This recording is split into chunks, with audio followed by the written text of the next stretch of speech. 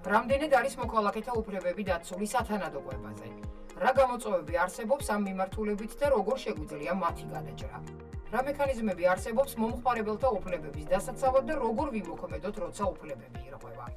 გვისმინეთ 4 შაბათს, 18 საათსა და 18 წუთზე, რადიო ათინათის პირდაპირ ეთერში, ან გვიყურეთ ინტერნეტში. იყავით ინფორმირებული. დაიცავით თქვენი. სამშვიდობის ეთერშია რადიო გადაცემათა ციკლი სურსათის უვნებლობის საკითხებზე რადიო ათინათის ეთერში ყოველ 2 შაბათს, 4 შაბათს და შაბათს. გადაცემას ახორციელებს ჩეხეთის რესპუბლიკის კარიტასი აებ სამეგრელოს ხმასთან თანამშრომლობით ევროკავშირის მიერ მხარდაჭერილი პროექტის სურსათის უვნებლობის სანიტარიისა და ფიტოსანიტარიის სექტორის მხარდაჭერა საქართველოში. რა თქმა უნდა, ახორციელებს N-Part 4-ის ფარგლებში პროექტი თანადაფინანსებულია შვედეთის საელჩოს, ჩეხეთის განვითარების სააგენტოს და გაეროს სურსათისა და სოფლის მეურნეობის ორგანიზაციის მიერ. პროექტს ასევე ახორციელებენ გაეროს სურსათისა და სოფლის მეურნეობის ორგანიზაცია და ჩეხეთის განვითარების სააგენტო და ქვედავზენ ეს გადაცემა შექმნილია ევროკავშირის მხარდაჭერით, მის შინაარზე სრულად პასუხისმგებელია აეპის სამეგრელოს ხმა და შესაძლოა რომ იგი არ გამოხატავდეს ევროკავშირის შეხედულებებს. ამ გადაცემის წამყვანი გახლავართ მე სოფიო ხუციშვილი და რაც შეეხება ჩვენი ყველა გადაცემა, გარდა იმისა რომ შეგიძლიათ მოისმინოთ ლაივ რეჟიმში FM-ზე 105 და 9 და ინტერნეტით რადიო ათინათი წერტელეჯი შეგიძლიათ ნახოთ ჩანაწერები ჩვენს ვებზე და Facebook გვერდზე. ასევე შეგიძლიათ კომენტარები ლაივის ქვეშ დატოვოთ, თუ რამე კითხვები გაგიჩნდება თემასთან დაკავშირებით. რაც შეეხება დღევანდელ დღეს და რაზე ვსაუბრობთ? დღეს ვსაუბრობ და განვიხილავთ ერთ-ერთ ყველაზე მნიშვნელოვან თემას სათანადო კვებას, როგორც ადამიანის უფლებას. რატომ არის კვება არა მხოლოდ ფიზიოლოგიური საჭიროება, არამედ უფლება? რა როლი აქვს სახელმწიფო საზოგადოებას და თითოეულ ჩვენგანს ამ საკითხში? ამაზე ვისაუბრებთ ჩვენ სტუმრებთან ერთად, რაც შეეხება ჩვენ სტუმრებს ძალიან დიდი სიამოვნებით წარმოგიდგენთ.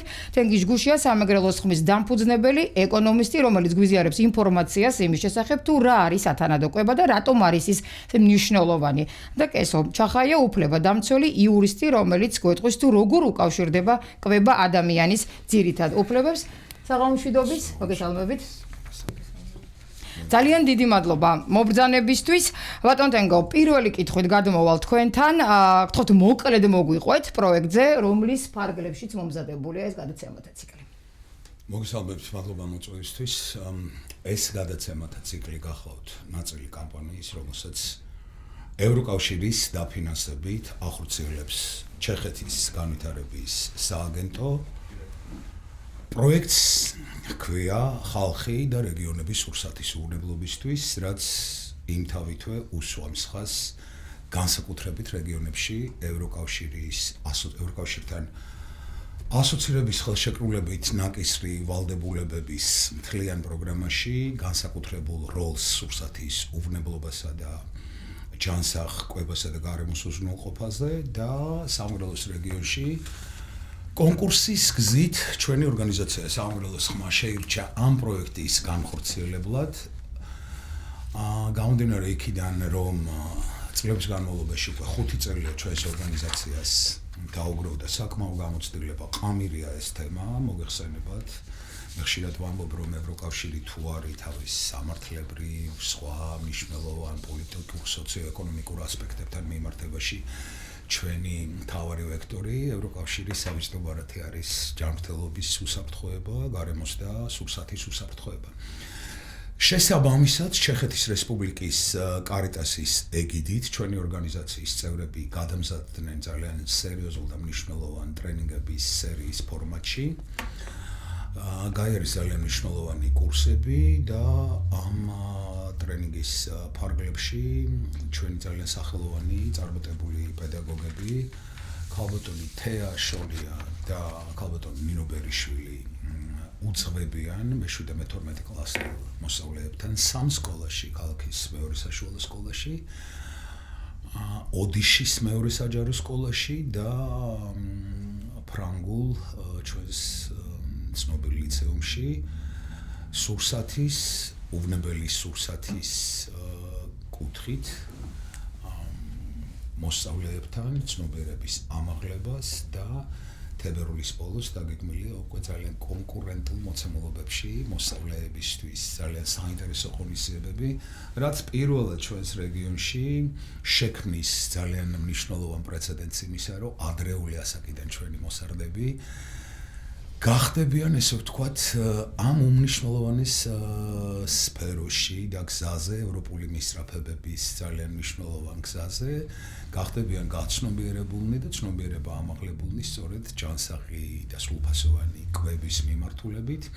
აქვე მინდა ვისარგებლო შემთხვევით, რადგან ეს პირველი ესე ვთქვათ ფორმატია ასეთი სამოქალაქო ორგანიზაციის არასამთავრობო სექტორის ევროკავშირის პროექტის პარალელში სურსათის უვნებლობის სწორედ სფეროში სამოქალაქო სექტორის და საგანმანათლებლო სექტორის კოლაბორაციის მადლობა გადაუხადო ამ სკოლების მენეჯერებს, დირექტორებს, ხალბატონ ნინო ბულიას, ხალბატონ ქეთინო კიკალიშვილს, ბატონ კახა ფარცვანიას. ეს გახლავთ ესე ვთქვათ ძირითადი ფაბულა საიმისოდ რომ მაყურებელს კონდეს სწორი წარმოდგენა, რას ნიშნავს ეს პროექტი, რას ემსახურება და რა არეალებში ხორციელდება ის. კეთილი, მე კიდევ ერთხელ მინდა მივმართო ჩვენს მსმენელს, მაყურებელს, თუ რამე კითხვები გაგიჩნდება თემასთან დაკავშირებით, შეგიძლიათ ჩვენი ლაივის ქვეშ დატოვოთ კომენტარები. ბატონო თენგო, დავუბრუნდეთ დღევანდელი გადაცემის თემას. დავიწყოთ იმით, რომ აი რას ნიშნავს სათანადო კვება? განვმარტოთ თუ შესაძლებელი აცხადე. სათანადო კვება არის ძალიან მნიშვნელოვანი ცნება, რომელიც შეიძლება ერთი შეხედვით თითოეული ადამიანისთვის გაუცნობიერებელი სრულად ამ საკითხებში ადამიანისთვის რაღაც აბსტრაქციას წარმოადგენდეს, მაგრამ სიღრმეებში სათანადო კვება არის ჩვენი ცხოვრების წესის, რა ვიცი, კრედოს შეიძლება ითქვას ფუნდამენტი. სათანადო კვება არის უვნებელი და სრულფასოვანი კვების ერთობლიობა და ახლა ჩავამუშავოთ რა არის უვნებელი კვება და რა არის სრულფასოვანი კვება. ანუ სათანადო კვება არის ადამიანის უფლება, აი კონსტიტუციურად გარანტირებული სიცოცხლის უფლების, ასე ვთქვათ, ექვივალენტი უფლება, რომლის გარეშეც ადამიანის განვითარება, ადამიანის ჯანმრთელობა და შესაბამისად ადამიანის ნორმალური ცხოვრების დინამიკა არის შეუძლებელი. ამიტომ სახელმწიფო ინსტიტუციონალურად ნებისმიერი სახელმწიფო და სახელმწიფო, რომელსაც შეიძლება ჰქონდეს მაღალი თუ მცირე ხარისხის ამბიცია, ესე ვთქვათ, თავის მოქალაქეობის ზრუნვაზე და კეთილდღეობის სახელმწიფოსკენ სწრაფვაზე, უნდა უზრუნველყოფდეს გარანტირებულად ამ მთავარ უფლებას, სათანადო კვების უფლებას თავისი მოქალაქეების ჯანმრთელობის უზრუნველყოფად. უვნებელი კვება გახლავთ ისეთი კვება, რომელიც სტერილურია და არ შეიცავს მიკროორგანიზმებს, დამბინძურებლებს, სხვა ისეთ მინერალებს თუ კომპონენტებს, რომლებმაც შეიძლება გამოიწვიონ ადამიანის ჯანმრთელობისთვის ზიანი. ანუ ეს არის უვნებელი კვება. უვნებელი კვება თავისთავად უნდა გამორიცხავდეს ასეთ საშიშ მიკროორგანიზმებს, ბაქტერიებს და ასე შემდეგ. ხოლო სრულფასოვანი კვება უკვე არის ისეთი კვება, რომელიც შეიცავს ისეთ ნუტრიენტს, ნივთიერებებს, რომლებიც აუცილებელია ადამიანის ჯანმრთელობის, ენერგიისა და ნორმალური სიცოცხლის უზრუნველსაყოფად. ანუ ესეთი კვება უნდა მოიცავდეს და შეიცავდეს აუცილებელ მინერალებს და ვიტამინებს, წილებს, ხიმებს, ნახშირწყლებს და შესაბამისად უვნებელი და სრულფასოვანი კვება განაპირობებს ადამიანის ჯანსაღ ცხოვრებას. შეიძლება კვება იყოს უვნებელი, თქვათ არ შეიცავდეს მიკროორგანიზმებს და დამაბინძურებლებს და ასე შემდეგ, მაგრამ უვნებელი საკვები ევროკავშირის სტანდარტებით უნდა იყოს სწორად დამუშავებული, სწორად მომზადებული და სწორად შენახული. შეიძლება საკვები უვნებელი იყოს, მაგრამ თუ დარღვეულია სტანდარტები მისი მომხმარებლამდე მიწოდების, ის უკვე ვერ არის უვნებელი საკვები. ასევე თუ ადამიანი სრულფასოვნად არ იკვებება და მისთვის არ არის ხელმისაწვდომი სრულფასოვანი კვების მოცემულობა, მაშინ ადამიანის ჯანმრთელობა შეიძლება დადგეს სერიოზული ნისნის შუქეში. პირველ რიგში სათანადო კვება ის სახელმწიფოსთან მიმართებაში კორელაციაში რო განვიხილოთ ეს ყველაფერი, სათანადო კვება არის ადამიანისთვის სახელმწიფოსგან უზრუნველყოფილი მოცემულობა, როცა ადამიანს ან აქვს ასეთი საკვები, ან აქვს შესაძლებლობა შეიძინოს ისეთი საკვები, რომელიც იქნება უვნებელი და სრულფასოვანი და შესაბამისად მისი სიცოცხლის დინამიკა და ჯანმრთელობა იქნება დაცული და გარანტირებული. ეს გახლავთ უვნებელი და სრულფასოვანი კვება, რომელიც მთლიანობაში ერთიანდება სათანადო კვებად. რომელიც ძალიან მნიშვნელოვანია ჩვენი ჯანმრთელობისთვის ცხადია.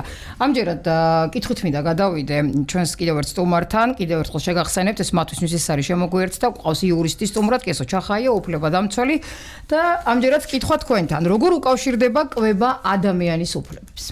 კვება ადამიანის უფლებებთან მიმართებაში პირდაპირ კავშირშია, ვინაიდან ეს არის ამისთვის სასიცოცხლო მნიშვნელობის, შესაბამისად ადამიანის უფლებები მოიცავს ადამიანის ძირითად უფლებებს და თავისუფლებებს, რომელიც ყველა ადამიანს ეკუთვნის თავისი ბუნებითი მდგომარეობიდან გამომდინარე.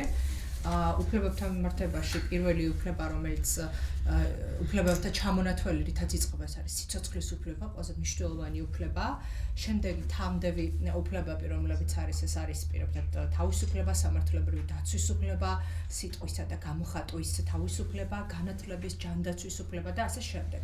ამასთან მიმართებაში ჩვენ დავიწყეთ სიცოცხლის უფლებით და შესაბამისად სიცოცხლის უფლება პირდაპირ კავშირში არის სათანადო კვების უფლებასთან და ამის დაცვასთან, რომელიც დაცული არის ადამიანის უფლებათა საყოველთაო დეკლარაციით და სხვადასხვა საერთაშორისო აქტებით, მაგალითად როგორც არის სოციალურ-კულტურულ უფლებათა შესახებ საერთაშორისო აქტი სათანადო ცხოვრების დონის უფლების კონტექსტში. დეკლარაციის მიხედვითაც პირდაპირ ყოველ ადამიანს წერია, რომ ყოველ ადამიანს უფლება აქვს კონდეს ცხოვრების ისეთი დონე, რომელიც აუცილებელია, როგორც მისი, ასევე მისი ოჯახის ჯანმრთელობის და კეთილდღეობის შესანარჩუნებლად, აი ზუსტად ამ საკვების ჩათვლით და კვების უფლების ჩათვლით.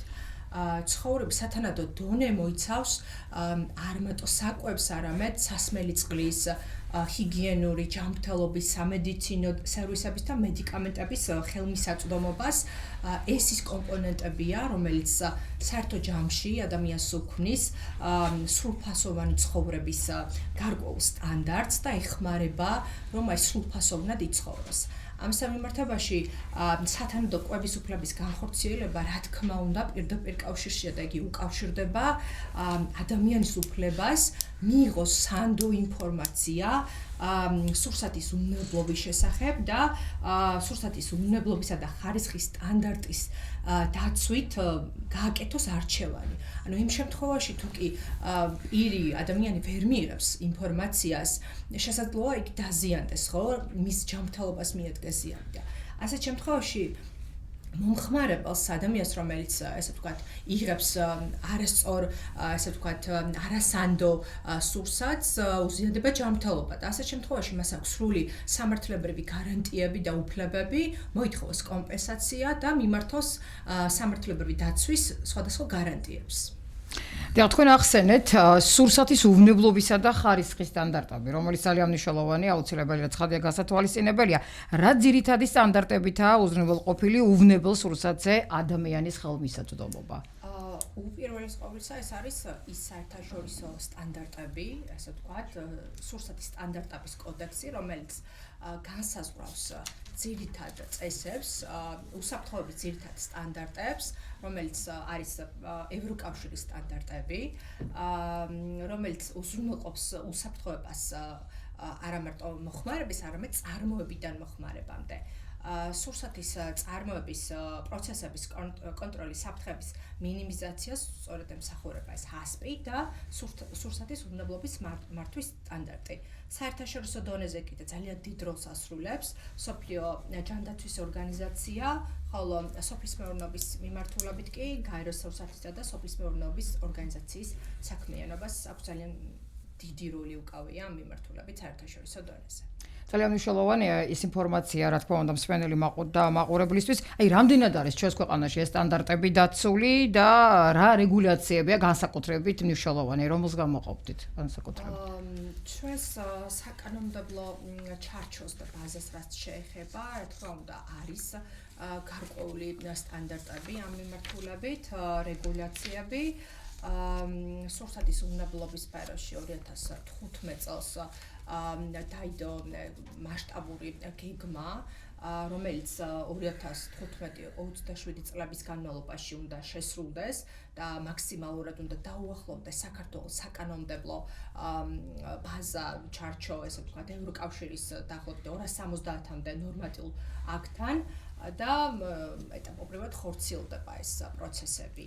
მნიშვნელოვანი არის რომ ჩვენს ქვეყანაში გვაქვს ესე ვთქვათ საკანონმდებლო ბაზა ამასთან მიმართებაში, მაგალითად პროდუქტის უსაფრთხოებისა და თავისუფალი მიმოქცევის კოდექსი და ასევე ყველაზე მნიშვნელოვანი კანონი, რომელიც არის ხშირად გვესმის კიდეც მომხმარებელთა უფლებების დაცვის შესახებ საქართველოს კანონი და აღნიშნული კანონები, ანუ შიდა ეროვნული საკანონმდებლო დონის არის, რომელიც თავისთავად პარლამენტის მიერ არის მიღებული და კანონქვემდებარე აქტები, რომელსაც იღებს მთავრობა.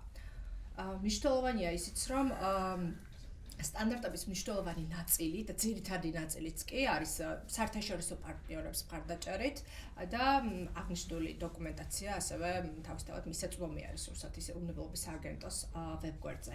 მნიშვნელოვანი როლი უჭირავს სახელმწიფოს ამ კონტექსტში, ვინაიდან ის არის სწორედ მთავარი მაკონტროლებელი ამ პროცესების. ამ პროცესებზე ასე ვთქვათ, მთავარი სიტყვა ეკუთვნის სახელმწიფოს, გარემოსდაცვითა და სოფლის მეურნეობის სამინისტროს დაქვემდებარებულ SIP-ს, რუსეთის ეროვნულ სააგენტოს, რომელიც, როგორც წეგანა ვახსენე, მთავარი მაკონტროლებელი არის ამ მნიშვნელოვანი პროცესების. ამ პროცესებში ასევე ჩართული არის აი საზღვრის გადმოკვეთის შემთხვევაში ფინანსთა სამინისტროს შემოსავლების სამსახური და შესაბამისი საბაჟო დეპარტამენტი და საჭიროების შემთხვევაში აღნიშნულ საკითხებთან დაკავშირებით ერთვება თუ კი რაიმე დარღვევა ისეთი მნიშვნელოვანი საგამოძიებო სამსახური. მნიშვნელოვანი ასევე ზოგადად მომხმარების უფლებების დაცვა ამ კონტექსტში და ამას ახორციელებს უშუალოდ კონკურენციის ეროვნული სააგენტო, რომელიც დამოუკიდებელ საჯარო სამართლის იურიდიულ პირს წარმოადგენს და ანგარიშვალდებულება მისი არის პარლამენტის წინაშე, რა თქმა უნდა, პრემიერ-მინისტრის წინაშე და საზოგადოების წინაშე ყველაზე მნიშვნელოვანი რაც არის. ცხადია, ბატონო თეკო, გადმოვალ თქვენთან კითხოთ, რამდენად დაცულია დღეს სათანადო კვების უფლება? ჩვენს ქვეყანაში. ზოგადად მე ვიცი ერთი რამე, რომ ჩვენი პროექტის პარგლებში კიდევ გაცემათა ამ ციკლის ფორმატში იქნება ამაზე საუბარი უფრო დაწვრილებით, მაგრამ მე მაინც გავამახვილებ ყურადღებას. ზოგადად არის პირდაპირი კორელაცია სათანადო კვებასა და საზოგადოების სიჯანსაღის შორის, აი ცნობილი ესეთი თეზისია. ჩვენ ვართ ის, რასაც ვჭამთ. ეს არის ძალიან ცნობილი და უსწორესი თეზისიც, იმიტომ რომ ჯანსაღი კვება უშუალოდ მასშია და პირდაპირ კორელაციაში ადამიანის მენტალურ კონდიციებთან.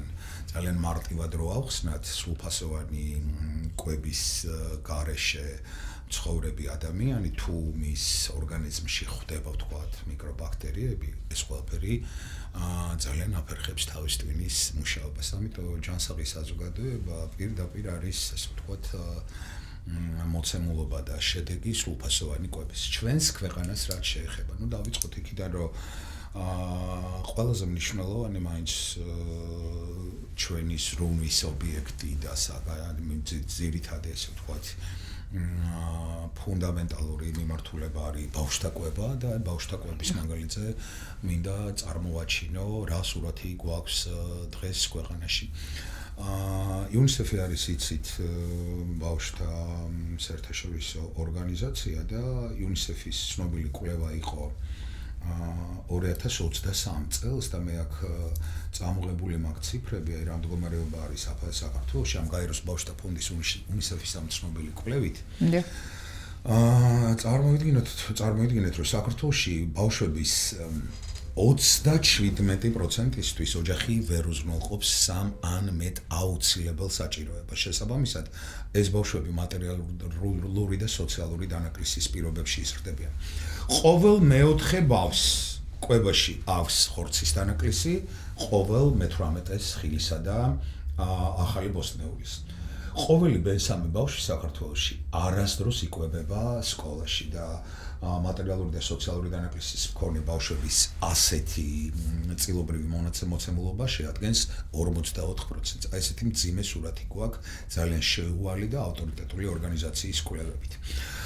მე გავაგრძელებ 2021 წლის მონაცემებით მოსწავლეები თითქმის ყოველდღე. აი რამდენი პროცენტია აქ ლაპარაკი? 60%. საკმაოდ დიდი მაჩვენებელია მოსწავლეთა 60%. ყოველდღე ხოლო 13% აი გამონაკლისის გარეშე ყოველდღიურად განიცდის შიმშილს. ეს არის ასევე ძალიან სერიოზული კვლევის შედეგები.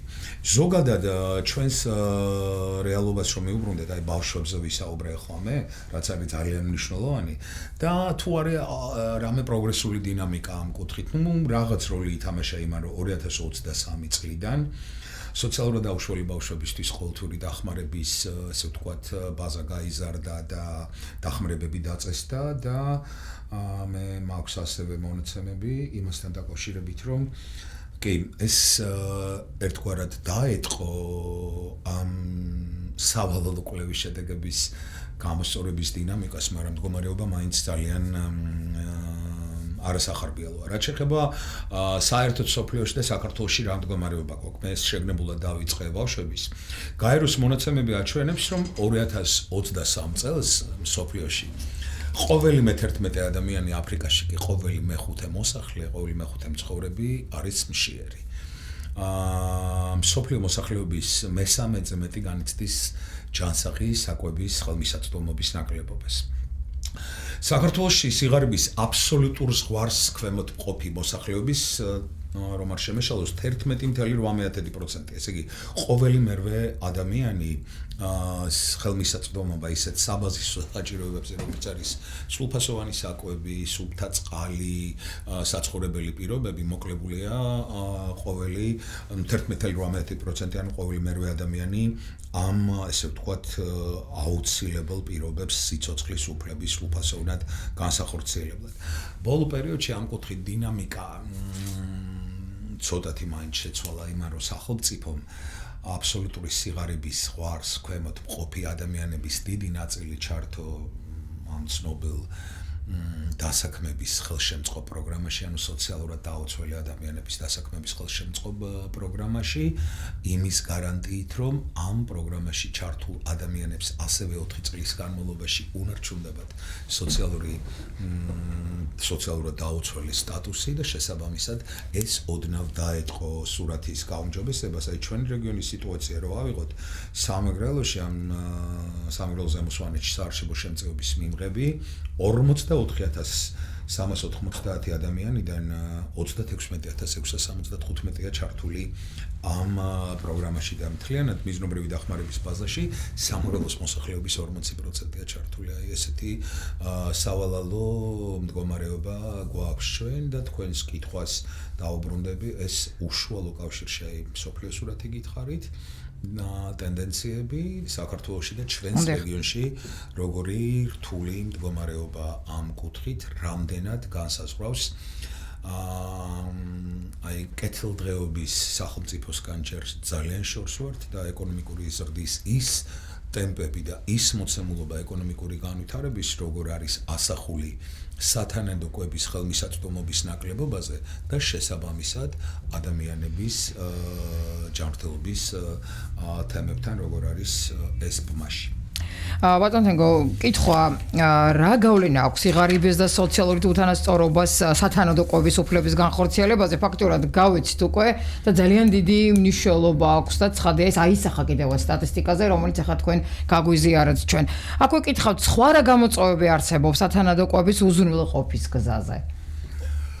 ესე იგი, ჩვენ ვთქვით, სოციალური და ეკონომიკური ფაქტორები უზრუნველყოფილი სახელმწიფოს ხრიდან რა გავლენას ახდენს მთლიანობაში, მაგრამ აქვე არ უნდა გამოგრჩეს ის გარემოება, რომ თავად მოსახლეობის და თავად მოქალაქეების მზადყოფნა, სურვილი, მონდომება, მისწრაფება საინისოდ, რომ ისინი სწორად ადაპტირდნენ ევროკავშირისგან მოწოდებული ამ მოთხოვნების, ესე ვთქვათ, ცხოვრებაში უზრუნველყოფაში არის ძალიან მნიშვნელოვანი.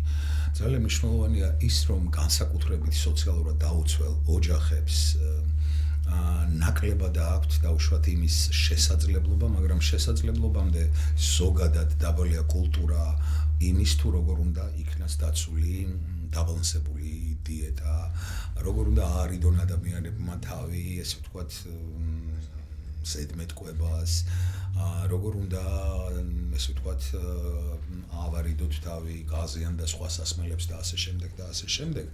ანუ ადამიანების ცნობიერების ცოტა გაცვეთილია ეს ფრაზა ადამიანების ცნობიერების ამაღლება და ასე შემდეგ, მაგრამ რეალურად ამ მოცემულობაში შესვლა თუ ჩვენ გვინდა რომ რეალურად გავხდეთ ევროკავშირის წევრი ქვეყანა ჩვენი კულტურით, ჩვენი შინაგანი დამოკიდებულებებით, ძალიან ბევრია სამუშაო როგორც კერძო სექტორისგან, სახელმწიფოზე ვისაუბრეთ, ასევე სამოქალაქო სექტორის როლია ამ კუთხით ძალიან მნიშვნელოვანი, რომ ადამიანებმა იცოდნენ სათანადო კვებასთან მათი დამოკიდებულება როგორი უნდა იყოს.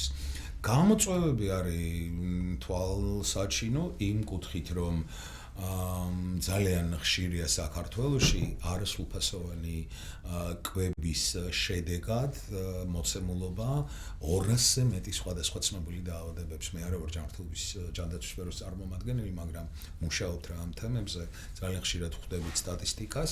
ყველაზე ხშირია მალნუტრიცია, რასაც ქვია, ანუ კვების ისეთი დეფიციტი სოფო, როცა ადამიანი იკვებება არასრულფასოვნად და ასეთი არასრულფასოვანი კვება ისახება ჯანმრთელობის ან პათოლოგიურ კლებაში ან პათოლოგიურ სიმსუქნეში და უამრავი სხვა დაავადება, რომელიც ძირითადი ინსპირატორი და გამომწვევი გახლავთ სწორედ არასრულფასოვანი კვება.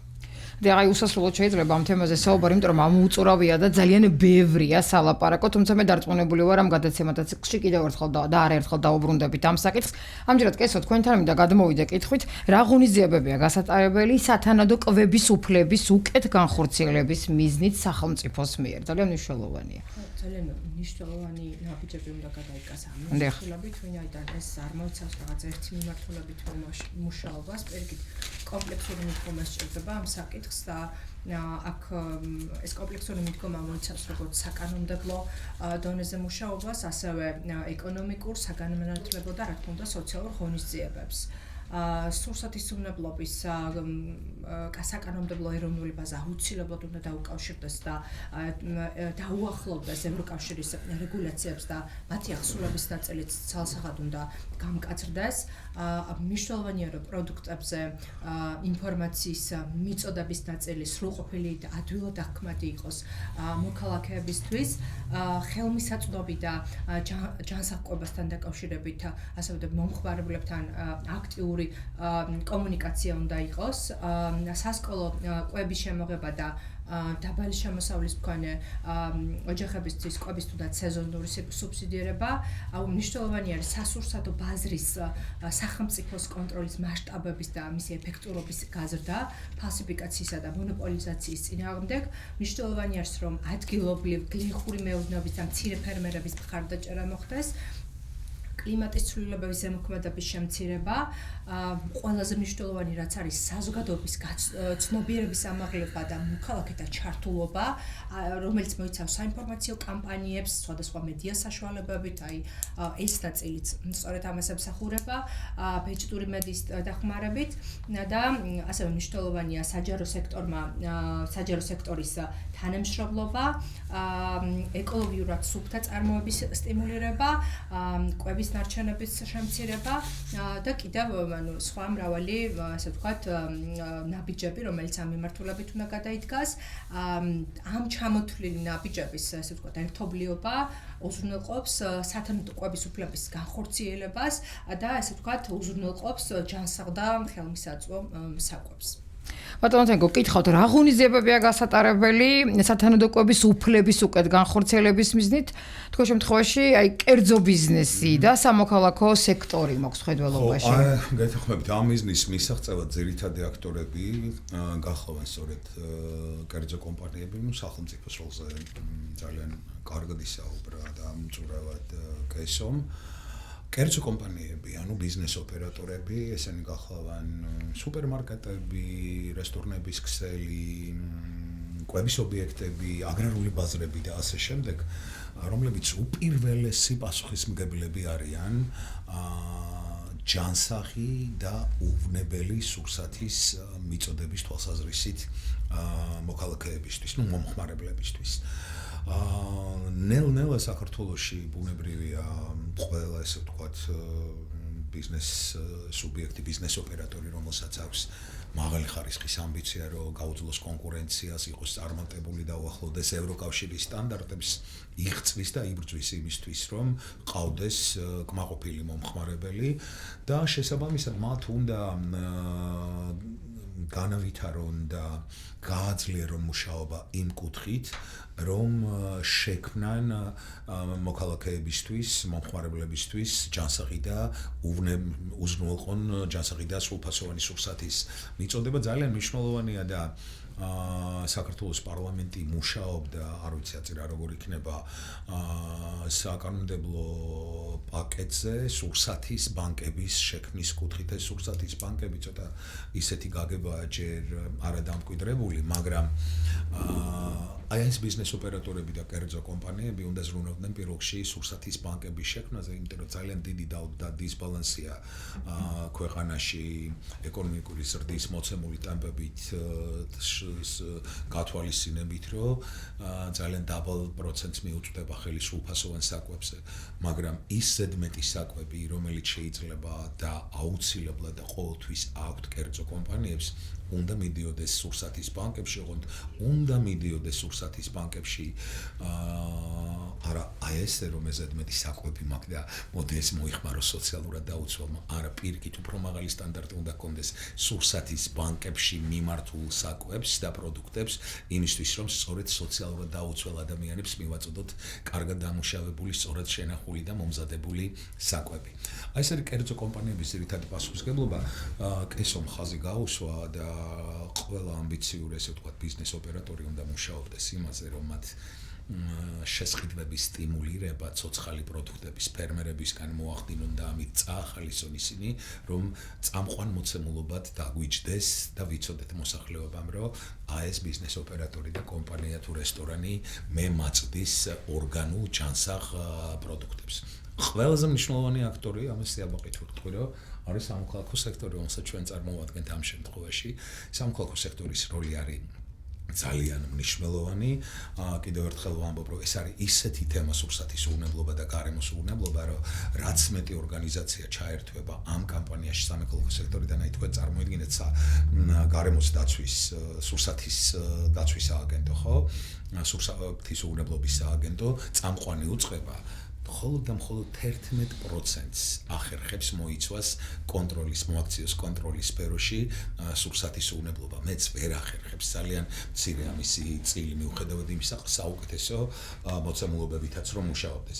აი აქ უნდა ჩაერთოს სწორედ სამოქალაქო სექტორი, მონიტორინგი, დარღვევების გამოვლენა, გამჭვირვალობის მექანიზმების შექმნა, ცნობიერების ამაღლება და უამრავი სხვა კამპანია, რითაც ჩვენ უნდა მივახლოვდეთ ევროპულ სტანდარტებს, რაც მოიცავს ერთ რამეს, რომ სახელმწიფოს და მოქალაქის, კერძო სექტორის, სამოქალაქო სექტორის ინტერსექტორალური მუშაობა იმისთვის, რომ ჩვენ შევქმნათ სრულფასოვანი და სათანადო კვების სერიოზული მიწოდების ჯაჭვი. და ამჯერად ლოგიკურია კითხვით კესოსთან ბოლო კითხვა. რა შემიძლია მე პირადად სხვა ნებისმიერ მომხმარებელს გავაკეთოთ სათანადო კვების უფლების დარღვევის გამოსავლენად და ცხადია შესამცირებლად. ბატონო, ძალიან მნიშვნელოვანი როლი სწორედ აქ მომხმარებელზე მოდის, რომ დაიცვას ეს ვთქვათ სათანადო კვების უფლება. მაგალითად პირველ რიგში მომხმარებელი აუცილებლად უნდა გაიცნოს იმ სტანდარტებს, ესე ვთქვათ, უსაფრთხოების სტანდარტებს, რომელიც არსებობს, როგორ უნდა ამოიცნოს დარღვევები, შეძენის შემთხვევაშიც აი უპირატესობა ადგილობრივ მწარმოებელს მიანიჭოს, რომელიც მაღალი უვნებელი სტანდარტით სარგებლობს, ასევე აირჩიოს უფრო ეკოლოგიურად და პასუხისმგებელი ფერმერული პროდუქტი, ყოველთვის დააკვირდეს პროდუქტს, სურსათს, რომელსაც ყიდულობს, რამდენად არის დაცული შენახვის პირობები, ვადები, მისი ეტიკეტირება ხომ არ არის შეცდომით ან არასწორად გაკეთებული ეს ეტიკეტირება, დააკვირდეს პროდუქტს მიმართებაში რას მოილის, რა ინგრედიენტებს შეიცავს და თუ კი იმ შემთხვევაში შეამჩნევს, რომ ეს პროდუქტი ესე ვთქვათ უხარისხო ან არასწორი ნიშანდება აქვს ასეთ შემთხვევაში, მნიშვნელოვანია მომხმარებელმა გამოიყენოს და მიმართოს სურსათის ეროვნულ სააგენტოს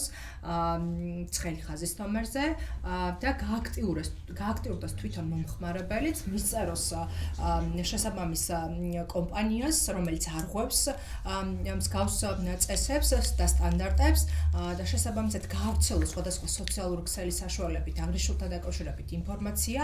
ეს ხელს შეუწყობს, ესე ვთქვათ, საზოგადოებამაც რომ იცოდეს რისკების შესახებ და მნიშვნელოვნად შეაქცირებს, ესე ვთქვათ, იმ რისკებს, რომელიც სხვა მომხმარებელს შეიძლება ჰქონდეს ასეთ შემთხვევაში.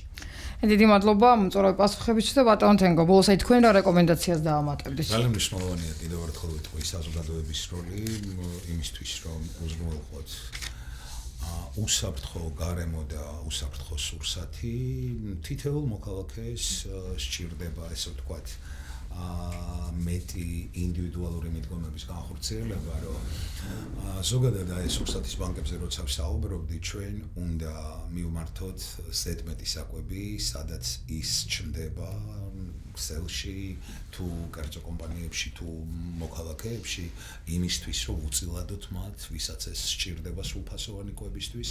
ძალიან მნიშვნელოვანია მოქალაქეები ჩავერთოთ ისეთი კამპანიების განხორციელებაში, რომელიც მოიცავს პეტიციებს, საკანონმდებლო ინიციატივებს, ყველა მოქალაქეს შეუძლია ეს გამჭვირვალობის კამპანიებში ჩავერთოთ, ესე ვთქვათ, ყველაზე მეტად აი რაც მინდა ახლა ვთხოვო ჩვენს და თქვენს მსმენელებს, გახლავთ ის, რომ სოციალური ქსელების გამოყენება არის ძალიან მნიშვნელოვანი ინსტრუმენტარი, ესე ვთქვათ, სურსათის უზრუნველყოფის, სრულფასოვანი კვების და ჯანსაღი სურსათის უზრუნველყოფის საკითხში იმდენად, რამდენადაც უნდა გავაფართოთ არეალები ინფორმირებულობის გასაზრდელად იმისთვის, თუ რას ვჭამთ ჩვენ, როგორ უნდა ვჭამდეთ ჩვენ, იმისთვის, რომ უზრუნველყოთ საკუთარი და ჩვენი მოქალაქეების, ახლობლების სრულფასოვანი სიცოცხლის ცხოვრება და დინამიკა. ცხადია, ძალიან მნიშვნელოვანია და სწორად ამას ემსახურება. ამ გადაცემათა ციკლით ძალიან დიდი მადლობა ამ მომწვევის პასუხებისთვის. აქვე ძალიან მოკლედ გეტყვით დასკვნის სახით, რაზე ვისაუბრეთ ჩვენ დღეს გადაცემაში. განვიხილეთ, რატომ არის სათანადო-კვება ადამიანის ძირითადი უფლება და რა როლი გვაკისრია ჩვენ საზოგადოებას, რა როლი აკისრია სახელმწიფოს და ამ საკითხში ზოგადად განხილულ საკითხებზე სიღრმისეული ანალიზი და დისკუსია ძალიან მნიშვნელოვანია და როგორც ჩვენმა სტუმრებმა აღნიშნეს, სწორი ინფორმაციის მიწოდება. რა თქმა უნდა, ეს ყველაფერი ამყარებს არგუმენტებს, რომ სათანადო-კვება არა მხოლოდ ფიზიკური მოთხოვნილება, არამედ ფუნდამენტური უფლება, რომლის დაცვაც თითოეული ჩვენთაგანის უფლებაა. დიდი მადლობა კიდევ ერთხელ მობრძანებისთვის. აქვე ჩვენს ერთგულ მაყურებელს და მსმენელს შევახსენებ, ჩვენი დღევანდელი გადაცემის სტუმრები იყვნენ თენგიჩ გუშია, სამეგრელოს ხმის დამფუძნებელი, ეკონომისტი და კესო ჩახაია, უფლებადამცველი იურისტი. აქვე კიდევ ერთხელ მოკლედ გეტყვით და შეგახსენებთ, რომ რადიო გადაცემათა ციკლი სურსათის უვნებლობის საკითხზე რადიო ათინათის ეთერში გელოდებათ ყოველ ორშაბათს, ოთხშაბათს და შაბათს 18 საათსა და 18 წუთზე ამ აქტივობას ახორციელებს ჩეხეთის რესპუბლიკის კარიტასი აებ სამეგრელოს ხმასთან თანამშრომლობით ევროკავშირის მიერ მხარდაჭერილი პროექტის სურსათის უვნებლობის სანიტარიისა და ფიტოსანიტარიის სექტორის მხარდაჭერა საქართველოს ენპორტ ფარგლებში. პროექტი დაფინანსებულია შვედეთის საელჩოს, ჩეხეთის განვითარების სააგენტოს და გაეროს სურსათისა და სოფლის მეურნეობის ორგანიზაციის მიერ. პროექტს ახორციელებენ გაეროს სურსათის და სოფლის მეურნეობის ორგანიზაცია და ჩეხეთის განვითარების სააგენტო. ეს გადაცემა შექმნილია ევროკავშირის მხარდაჭერით და მის შინაარზე სრულად პასუხისმგებელი აებ სამეგრელოს ხმა და შესაძლოა, რომ იგი არ გამოხატავდეს ევროკავშირის შეხედულებებს. და ბოლოს ძალიან დიდი მადლობა მინდა უთხრა ჩვენ სტუმრებს, მსმენელებს, მაყურებლებს და თუ გაგიჩნდებათ კითხვები, შეგიძლიათ ჩვენი გადაცემის ქვეშ, პოსტის ქვეშ დატოვოთ კომენტარები, კითხვები, ყველა ჩვენი გადაცემა შეგიძლიათ ნახოთ ჩვენს ვებზე რადიო ათინათი წერტილიჯი და ჩვენს Facebook გვერდზე რადიო ათინათი. მორგი გადაცემა გელოდებათ შაბათს 18 საათსა და 18 წუთზე. მე სოფიო ხუციშვილი გახდით, ნახვამდის. რამდენად არის მოქალაქეთა უფლებები დაცული სათანადო-კვებაზე? რა გამოწვევები არსებობს ამ მიმართულებით და როგორ შეგვიძლია მათი გადაჭრა? რა მექანიზმები არსებობს მომხმარებელთა უფლებების დასაცავად და როგორ ვიმოქმედოთ, როცა უფლებები ირღვევა? გვისმინეთ ოთხშაბათს 18 საათსა და 18 წუთზე რადიო ათინათის პირდაპირ ეთერში ან გვიყურეთ ინტერნეტში. იყავით ინფორმირებული, დაიცავით თქვენი